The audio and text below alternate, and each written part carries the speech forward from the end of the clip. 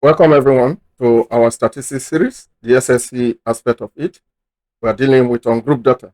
Today we'll be starting with a measure of spread, which is the same thing as measure of variation or measure of dispersion. This is the degree to which data are scattered or dispersed about its average value. The several measures of spread are the range, mean deviation, interquartile range, variance, and standard deviation. Let's take our first example. Which of the following is not a measure of dispersion? The options are given. Solution. Mean is not a measure of dispersion. Next, let us take subheading range. This is the simplest measure of dispersion. It is defined as the difference between the largest and the smallest number in the set. Please note that range is a poor measure of spread as it uses only two extreme values. Let's take some examples on range. The ages of 10 students in a class are 15, 16, 15.5, 17, 14.9, 14.5, 14.1, 15.1, 15.2, 14.8. Find the range of their ages. The options are given. Solution. Range is equal to biggest number minus smallest number, which is equal to 17 minus 14.1. And that is the same thing as 2.9. Another example. A group of numbers are written in ascending order of magnitude as x minus 2, 8, 5 plus x, 12, x plus 14. Find the range of the number. The options are given. Solution. Range is equal to biggest number minus smallest number. In this case, since they have been arranged in ascending order, we know that the smallest number is the first number and the biggest number is the last one. So, applying the formula, we now have the range will be equals to the biggest number here will be x plus 14, bracket open and close, minus x minus 2, bracket open and close, which is equals to x plus 14, opening up the bracket, minus s plus 2, which is equals to 16. Another example. The table below shows the frequency of some children of age x years. Find the range of their ages. The options are given. Solution. Range is equal to biggest number minus smallest number. Know fully well that in the case of range, frequency play little or no role. So we are only dealing with the x values. And the x value here, the biggest number is 8 and the smallest one is 1. So range is equal to 8 minus 1, which is equal to 7. Our next subheading is interquartile and semi-interquartile range.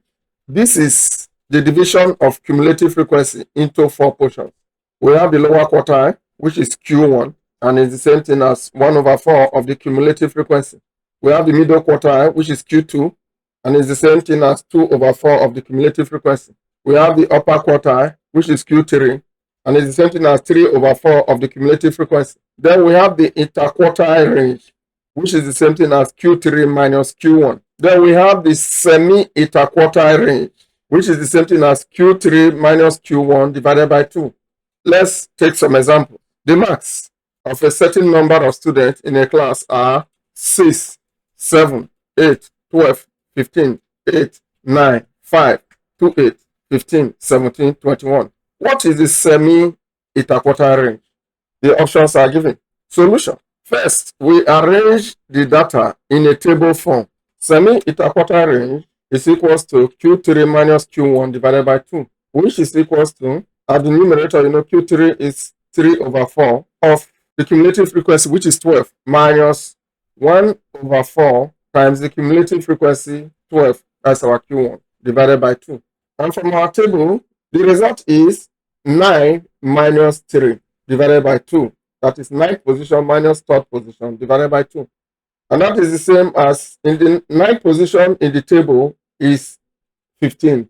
And 3rd position in the table is 7.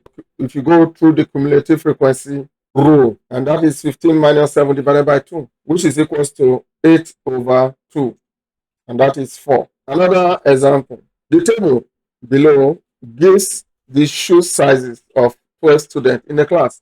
Find the semi-interquartile range. The options are given.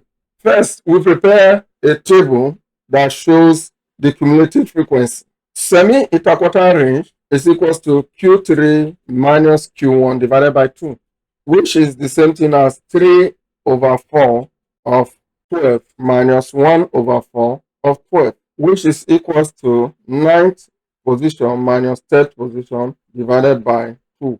And that is the same as equals to 7 minus 4 divided by 2, which is the same thing as 3 over 2.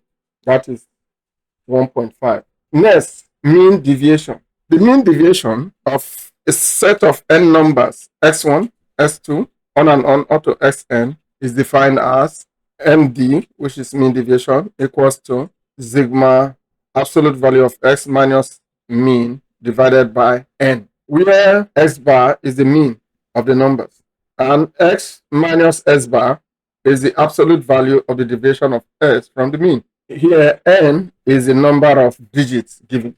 Let's take some examples. Find the mean deviation of 2, 4, 6, 5, and 3. The options are given. Solution. Mean deviation is equals to summation of absolute value, x minus mean, divided by n. Here, a mean is equals to 2 plus 4 plus 6 plus 5 plus 3 divided by 5, which is equals to 4. And that is x bar. Next, we prepare our table for the mean deviation. MD, which is the mean deviation, will be equals to 6 over 5. And that is the same thing as 1.2. Another example. Calculate the mean deviation of the numbers 0, minus 1, minus 3, 4, 5, 1. The options are given. Solution. Mean deviation is equals to summation absolute value of s minus s bar divided by n. Here, our mean is equals to 0 plus minus 1 in bracket plus minus 3 in bracket plus 4 plus 5 plus 1 divided by 6, which is equals to 6 over 6, and that is 1. Next, we prepare a table for the mean deviation. From the given table, resultant table, where we have x and x, the deviation from the mean and the absolute value, we have the mean deviation will be equals to 14 over 6, which is the same thing as 2.33. We have come to the end of the examples under this subtopic that we treated today. Next, we have some exercises from page 119 up to page 121 of the area we covered in new SSCE mathematics. Please try your hands on the exercises. The answers are provided at the answer section of the book, either the hard copy or the soft copy. Thank you.